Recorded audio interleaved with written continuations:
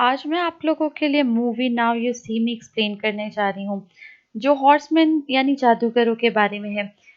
तो मूवी के स्टार्ट में हम उन्हीं जादूगरों में से एक को देखते हैं जिसका नाम डैनियल होता है और वो लोगों को प्लेइंग कार्ड से अपने मैजिक दिखा रहा होता है। यहीं से सीन कट होके मैरिड की तरफ जाता है जो कि हिप्नोटाइजर मास्टर है, यानी अपने किसी को भी वो हिप्नोटाइज करके अपना काम करवा सकता है। इसके बाद हम एंट्री होती है जैकी जो कि बोर्ड पे लोगों को जादू दिखा रहा होता है और आखिर में हमें हेनली को देखने को मिलती है जो लॉस एंजलिस में अपना जादू परफॉर्म कर रही थी। लेकिन यहाँ पर एक मिस्टीरियस आदमी सब पर नजर रख रहा था। ये आदमी कौन है ये तो एक मिस्ट्री ही है जो कि हमें मूवी के एंड पे पता लगेगी। यहाँ पर हम देखते हैं कि इन चारों को टैरोट कार्ड्स मिलते हैं जिन कार्ड्स पे आई का सिंबल होता है और इस कार्ड्स पे एक एड्रेस और एक डेट मेंशन्ड होती है, यानी वो इनविटेशन था इन चारों के लिए। अब वो चारों एक बिल्डिंग में पहुंचते हैं जिसका एड्रेस उस कार्ड पे मेंशन था। वहां पहुंचते में उन्हें पता लगता है कि वो बिल्डिंग लॉक है और फिर जैक उस बिल्डिंग का ताला तोड़ देता है और अंदर जाने पे उन्हें वहां पर एक रोज और एक पानी का जग मिलता है। जैसे ही वो रोज को उस पानी के जग में अंदर डालते हैं तो फ्लोर में से स्मोक प्रोड्यूस होता है और साथ ही एक प्रोजेक्टर भी ऑन हो जाता है। इस प्रोजेक्ट पे तमाम इस शो का डिजाइन और डिटेल्स थी, यानी अब इन लोगों को साथ मिलके काम करना था। और फिर ये सब यहीं पर एंड हो जाता है। फिर हम देखते हैं 1 साल के बाद इन चारों को एक साथ वेगस में शो करते हुए देखते हैं। इधर शो में हम दो और नए कैरेक्टर्स को भी देखते हैं, आर्थर और थेटियस। आर्थर इस शो का स्पॉन्सर है और साथ ही एक बहुत बड़ा बिजनेसमैन भी है और थेटियस जादूगरों के जादू को एक्सपोज करने का काम करता है। उनके ट्रिक्स की मिस्ट्री लोगों को दिखाता है और इस शो में भी वो एक वीडियो रिकॉर्ड कर रहा होता है ताकि वो बाद में इनको एक्सपोज कर सके पब्लिक में। शो में मैजिशियंस बहुत सारी ट्रिक्स दिखाते हैं और अब उनका लास्ट ट्रिक परफॉर्म करना होता है जो कि बैंक रॉबरी। इधर पब्लिक में से वो एक आदमी को लेते हैं और उसकी बैंक की डिटेल्स लेकर उसे स्टेज पे बुलाते हैं। एक्सपर्ट डैनियल उस आदमी को एक कार्ड देता है और उसको कहता है कि इस पे तुम साइन करके इस शो के कार्ड के साथ अपनी पॉकेट में रख लो। देन उसके बाद वो आदमी को बैंक में भेजने वाले थे और इसी वजह से मैरियट और जेक उसको एक हेलमेट पहनाते हैं जिससे वो इस शो के साथ कनेक्टेड रह सके। हैनली अपने जादू के थ्रू एक टेलीपोर्टेशन मशीन उस स्टेज पे लेकर आती है। अब वो लोग टेलीपोर्टेशन मशीन की हेल्प से उस आदमी को उस बैंक में भेज देते हैं जो उसने बताया था पेरिस में, और वो आदमी सच में उस बैंक में पहुंच जाता है स्टेज पे से गायब होके। और फिर हम स्क्रीन पे देखते हैं कि शो की उस स्क्रीन पे वो आदमी नजर आ रहा होता है और वो सच में बैंक के अंदर होता है। यहाँ पे बहुत सारे पैसे थे। वो आदमी डैनियल की इंस्ट्रक्शंस को फॉलो कर रहा होता है और अपना साइन किया हुआ कार्ड उस शो की टिकट को उन पैसे पे रखता है और फिर अपने हेलमेट से एक बटन दबाता है जिससे वो सारा पैसा वेंटिलेशन पाइप्स में जाके वहीं पर आ जाता है जहाँ ये शो हो रहा था। पूरा हॉल पैसों से भर जाता है और जब लोग उसे चेक करते हैं तो वो पैसे बिल्कुल रियल होते हैं। और दूसरी तरफ जब बैंक ओपन होता है तो वहां पर उन्हें पैसे नहीं मिलते, बल्कि वो साइन किया हुआ कार्ड और शो के टिकट्स मिलते हैं। रॉबरी की वजह से वो लोग बहुत ज़्यादा फेमस हो गए थे। अब पुलिस उन्हें अरेस्ट कर लेती है उस रॉबरी की वजह से और इस रॉबरी केस की इन्वेस्टिगेशन का काम एक एफबीआई एजेंट जेलन को मिलता है। अब वो इन्वेस्टिगेशन कर रहा होता है अपनी साथी के साथ मिलकर और उस आदमी के साथ इन्वेस्टिगेट कर रहा होता है जिसको उस हॉर्समैन ने शो में यूज किया था। लेकिन यहाँ पर उन्हें कुछ भी नहीं पता लगता क्योंकि उन हॉर्समैन ने उस आदमी को शो के दौरान हिप्नोटाइज कर लिया था, वो अभी तक हिप्नोटाइज था। इसके बाद वो लोग हॉर्समैन से इन्वेस्टिगेशन स्टार्ट करते हैं लेकिन वो लोग उसे अपनी ट्रिक्स से और बातों से उन्हें बेवकूफ़ बना के वहां से चले जाते हैं। ऐसे पुलिस को उनके खिलाफ कोई भी सबूत नहीं मिलता, पुलिस भी उन्हें छोड़ देती है।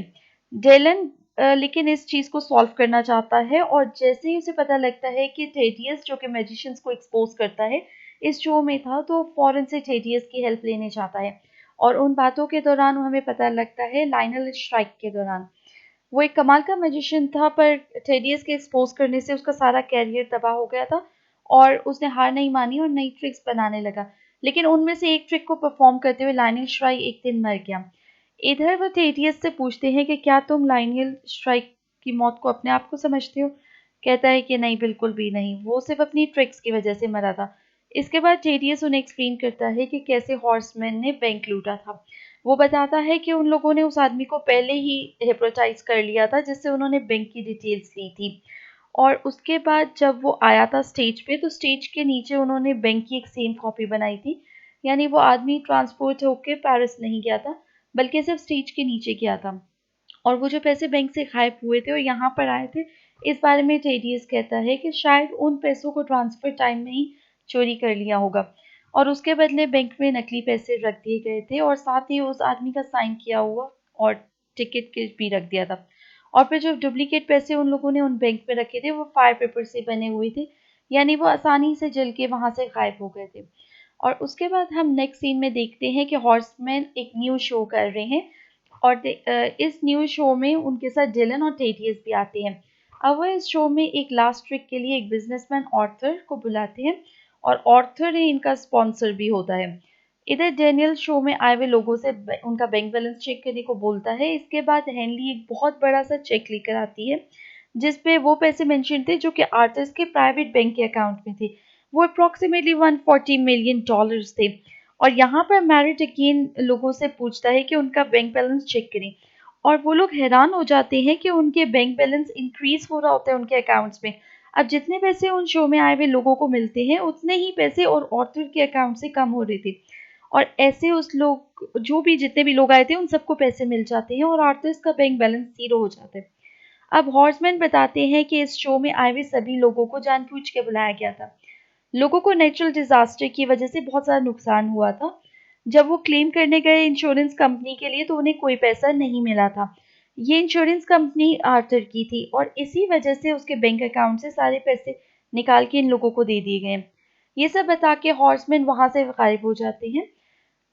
डायलन इन लोगों को पकड़ना चाहता था लेकिन वो फिर भी यहाँ से भागने में कामयाब हो जाते हैं। नेक्स्ट डे डायलन की साथी उसे बताती है आई मैजिशियन कम्युनिटी के बारे में जो अमीरों से पैसे लेकर गरीबों को देते थे, साथ ही वो इस दुनिया में जो भी गलत काम होते थे उनको रोकते थे।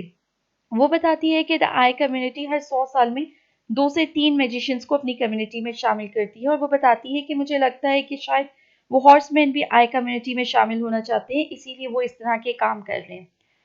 जब डीलन उसकी तरफ देखता है और कुछ सोचता हुए कहता है कि मुझे तो लगता है कि उनके साथ कोई पांचवा आदमी भी है जो उनकी मदद कर रहा है। इसी के बाद हम देखते हैं कि डीलन के फ़ोन में कुछ खराबी आ रही थी और जैसे ही वो फ़ोन चेक करता है तो उसे पता लगता है कि वो तो उसका फ़ोन है ही नहीं। उसका फ़ोन तो एक डैनियल के पास है और इस फ़ोन में तमाम मैसेजेस को उसने रिकॉर्ड किया हुआ है और ट्रेस हो रहे थे। इसके बाद इन्वेस्टिगेशन करने पे डीलन को उनका एड्रेस मिलता है जहाँ पर वो हॉर्समैन 1 साल से रहते थे।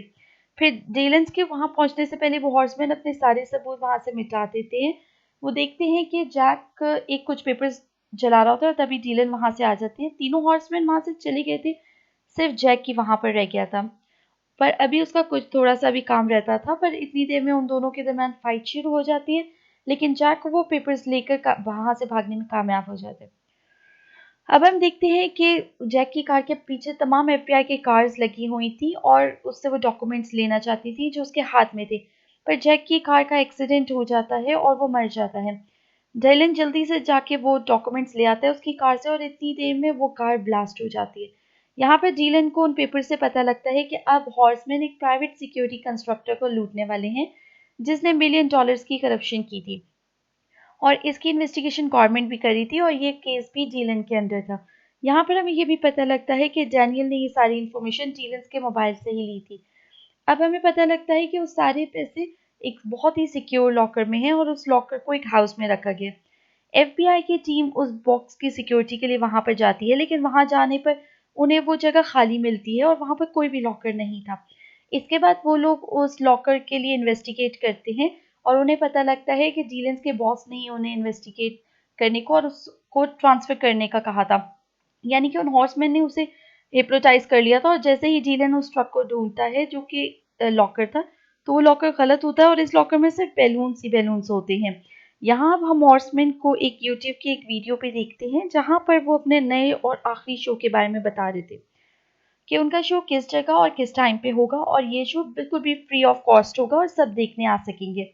और ये सब एफबीआई की टीम को भी पता लग जाता है और एफबीआई की टीम भी उस शो में जाती है जहाँ पर ये शो था। यहाँ पर मैजिशियंस बिल्डिंग की अंदर की लाइट से लाइव ब्रॉडकास्ट करते हैं और प्रोजेक्टर की मदद से वो बिल्डिंग के ऊपर कर रहे होते हैं शो। वहाँ पर वो ऊपर जाते हैं बिल्डिंग के जहाँ एफबीआई उन्हें पकड़ने आती है लेकिन उन्हें पकड़ नहीं पाती क्योंकि वो सिर्फ पुतले थे। और फिर देखते हैं कि यहाँ वो तीनों मैजिशियंस दूसरी बिल्डिंग के टॉप पे थे और लोग अपने फ्रेंड से बात करते हैं और साथ ही वो बिल्डिंग से जंप लगा देते हैं। पर यहाँ पर भी वो असली नहीं थे, सिर्फ प्रोजेक्टर्स थे। इतने में सारे वहां से पैसे उड़ने लगते हैं। फिर हमें दिखाया जाता है कि वो तीनों बिल्डिंग के पीछे से ही भाग रहे हैं। सभी लोग वो पैसे जमा करने के लिए लग गए थे, लेकिन एक एफबीआई एजेंट दिखता है कि वो पैसा तो नकली है। और फिर उन लोगों के लिए मिस्ट्री हो जाती है कि कहीं पैसा नकली है तो असली पैसा कहाँ है। और इतने में हम टेडियस, जो कि अपनी कार की तरफ जा रहा होता है, जब अपनी कार को अनलॉक करता है तो उसकी कार में से पैसे निकलते हैं, जिससे जाहिर होता है कि ये पैसे उसने चुराए थे या उसके लिए चुराए गए थे। तब पुलिस टेडियस को अरेस्ट कर लेती है।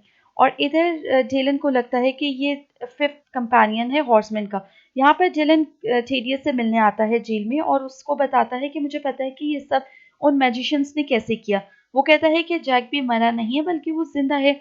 वो बताता है कि जिस गाड़ी में जैक भाग रहा था और जिस गाड़ी का एफबीआई पीछे कर रही थी, वो दोनों गाड़ियां अलग अलग थी। जिस कार का एफबीआई पीछा कर रही थी उसमें जैक नहीं था। फिर वो बताता है कि उस हाउस में जब तुम लोग देखे कि लॉकर नहीं है और तुम लोग खाली समझा, तो वहां पर भी वो सिर्फ एक स्कैम था। और उस जगह पे वहां पर उन्होंने एक मिरर लगा दिया था, जिससे तुम्हें वो रूम खाली लगा। इसी के साथ वो कहता है कि जब तुम लोग दूसरे लॉकर को ढूंढने गए, तभी जैक वहां पर आता है और मिरर तोड़ के, साथ ही वो लॉकर तोड़ के सारे पैसे ले जाता है। यहाँ पे डीलन उसे कहता है कि तो तुम खुद को मारने का क्यों नाटक करेगा, उन्होंने तो पैसे भी नहीं रखे, कोई इतना बड़ा रिस्क क्यों लेगा। इस पे थेडियस कहता है कि यही सारी एक बात है जो मुझे समझ में नहीं आई। डीलन अब थेडियस को कहता है कि मुझे सारी स्टोरी समझ आ गई है। यहाँ थेडियस जब अपना फेस टर्न करता है तो मूवी की मिस्ट्री खुलती है। जेलन एकदम से जेल के बाहर आ जाता है और वहां पर उसे कहता है कि शायद तुम्हारे से किसी ने बदला लिया है, लायनल श्राइक का, जिसको तुमने एक्सपोज किया था और जिंदगी बर्बाद की थी। वो बताता है कि तुमने जो लॉकर बताया था और जो यूज हुआ था, उसको अल्कोहल कंपनी ने उस बैंक के लिए बनाया था जिस बैंक को अब हॉर्समैन ने लूटा था। उस लॉकर की खराबी की वजह से लायनल श्राइक मर गया था। और फिर उसके मरने के बाद उसकी फैमिली ने जिस इंश्योरेंस कंपनी में क्लेम किया था, उसको नहीं मिली थी, और इस वजह से ऑर्थर्स के भी बैंक से उस आदमी ने पैसे निकाल लिए। और इन हॉर्स मैंने इन सबको लूट कर लायनल श्राइक का बदला लिया है। इन सब ने तुम्हें फंसाया है। और इसी के बाद जब टेडियस कुछ सोचने के लिए पीछे मुड़ता है, तो अचानक डीलन बाहर आ जाता है, जिससे मूवी की मिस्ट्री खुल जाती है कि यही पांचवा हॉर्समैन है।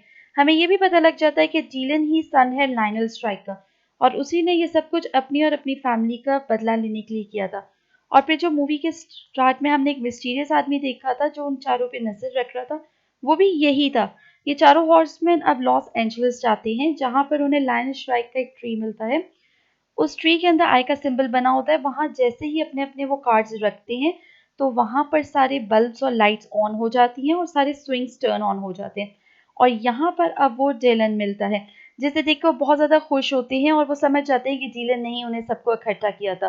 डीलन ही वो पांचवा हॉर्समैन है और वो वर्क करता है आई कम्युनिटी के लिए।